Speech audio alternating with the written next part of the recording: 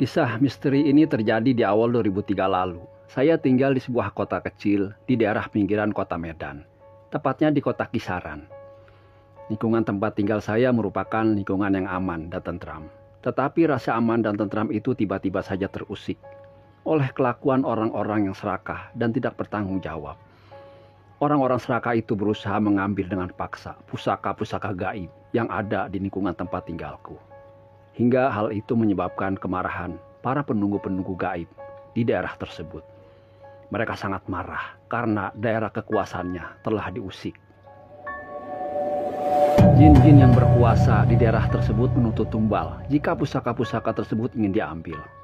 Yang namanya manusia-manusia serakah dan berhati iblis, akhirnya mereka menyanggupi persyaratan yang diajukan oleh para jin tersebut. Hati mereka telah tertutup oleh kilauan dunia. Nurani mereka telah dikuasai oleh iblis. Para jin tersebut meminta tumbal ayam setarangan. Tanpa sebab yang jelas, salah seorang tetanggaku, Ibu Imah, yang sedang mengandung tiba-tiba meninggal dunia tanpa diketahui penyebabnya. Usia kandungannya memang sudah berumur hampir jalan 11 bulan. Sebelum kematian Ibu Imah, Pak Juan, suami Ibu Imah, baru saja membawa istri tercintanya untuk memeriksa kandungannya ke dokter spesialis kandungan. Dan dokter mengatakan pada Pak Juan bahwa istri dan anaknya yang dikandung ibu tersebut sehat-sehat saja, tidak ada kelainan sama sekali. Tetapi Allah berkehendak lain. Akhirnya Bu Imah meninggal dunia di sebuah rumah sakit bersalin di pangkuan sang suami tercinta, yang merasa sangat sedih karena harus berpisah dengan orang yang sangat dicintainya. Bu Imah meninggal dengan membawa serta bayi yang dikandungnya. Setelah kematian Ibu Imah, lingkungan tempat tinggalku terasa sunyi mencekam. Malam terasa lebih panjang. Di luar sana hanya suara jangkrik yang terdengar saling bersahut-sahutan. Suara burung malam terdengar berkicau di atas pohon kelapa, menambah suasana seram di kampungku. Para warga merasa takut untuk keluar rumah bila malam tiba, karena tersebar isu bahwa arwah Ibu Imah gentayangan. Tetapi pada kenyataannya hal itu tidak benar. Isu itu sengaja ditebarkan oleh orang-orang yang tidak bertanggung jawab untuk mengacaukan suasana. Sebulan setelah kematian Ibu Imah, kembali lagi musibah serupa terjadi. Musibah itu kembali lagi menimpa salah seorang tetanggaku. Kali ini yang meninggal seorang warga non-muslim yang sebut saja bernama Ibu Butet. Ibu Butet meninggal dalam keadaan mengandung juga. Usia kandungan Ibu Butet sudah 8 bulan. Sebelum kematiannya, sore itu Ibu Butet sempat menyaksikan kami bermain bola. Kemudian ada salah seorang teman yang menegurnya, "Bu, sore-sore gini orang hamil dilarang di luar rumah, apalagi ini sudah mau maghrib." Kemudian Ibu Butet menjawab, "Ah, kami orang Batak, mana ada pantangan-pantangan seperti itu, Nak." "Kalau tidak mau diingatkan, ya sudah," jawab salah seorang teman saya. Kemudian kami asik bermain bola lagi. Tapi tidak berapa lama setelah itu kami dikejutkan oleh Ibu Butet yang tiba-tiba saja kejang dan matanya melotot menatap ke atas. Kemudian dengan sigap salah seorang teman saya berlari memanggil orang pintar yang ada di kampungku. Selepas sholat maghrib, orang pintar yang sebut saja bernama Pak Najarudin baru tiba di rumah Ibu Butet. Kemudian beliau melihat keadaan Bu Butet yang terus saja mengacau, bahwa ada orang tinggi besar yang ingin membawanya.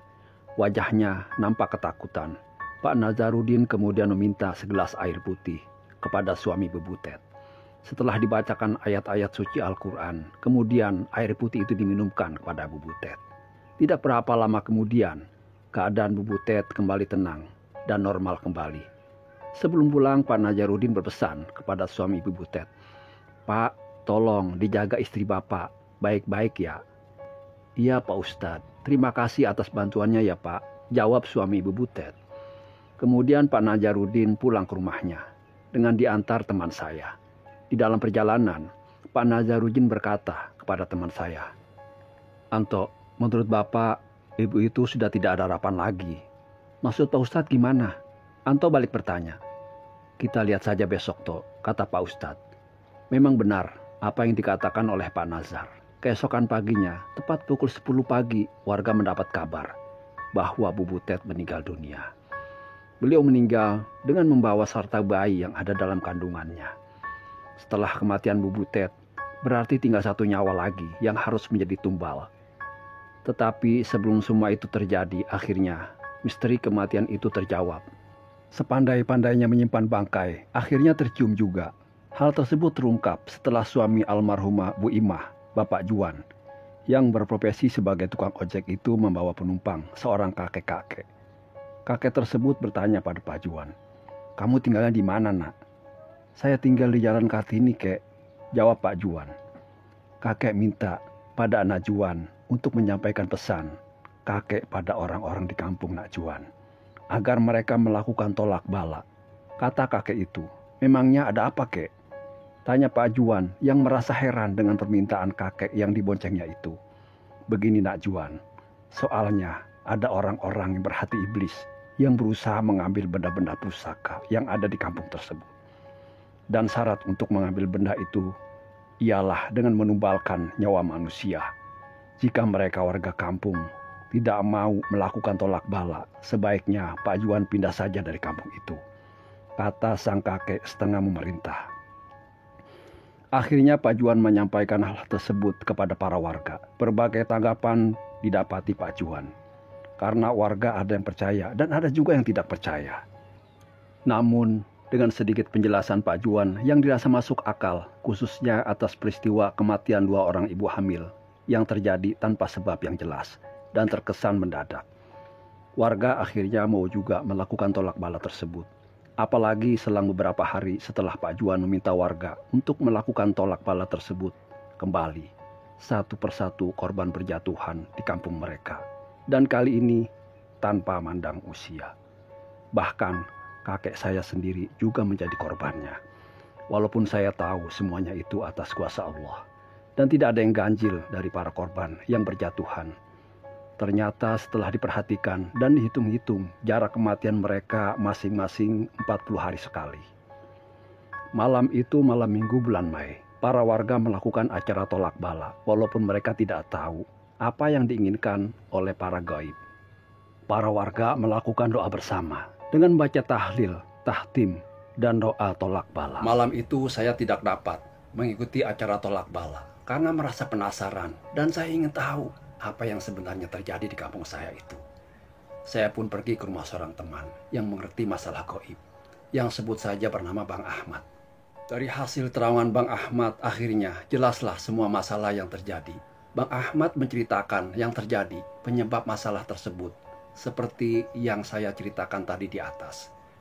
Dan para gaib tersebut mau menghentikan aksinya jika mereka diberi tumbal 2 ekor kepala kambing. Tetapi Bang Ahmad tidak mau menyerah begitu saja pada mereka. Setelah melakukan perundingan dan negosiasi yang sangat alot, akhirnya dihasilkan keputusan bahwa mereka mau menghentikan aksinya jika mereka diberi tumbal 4 butir angsa yang tidak jadi, kuntum bunga yang gugur sebelum berkembang 3 macam, minyak air mata duyung yang asli 1 botol, dan jeruk purut 2 buah. Bang Ahmad berpesan kepada saya agar seluruh bahan tersebut segera diserahkan kepadanya sebelum bulan purnama. Dengan mengerahkan para warga, akhirnya kami bergotong royong mencari bahan-bahan seserahan yang diminta para gaib yang menteror kampung kami. Syukur alhamdulillah, sebelum bulan purnama semua bahan-bahan tersebut sudah dapat saya serahkan pada Bang Ahmad. Kemudian pada malam harinya, tepat tengah malam, dengan disaksikan gelapnya malam yang terasa dingin mencekam, ritual penanaman tumbal itu dilakukan. Penanaman tumbal itu sengaja dilakukan Bang Ahmad dari jarak jauh.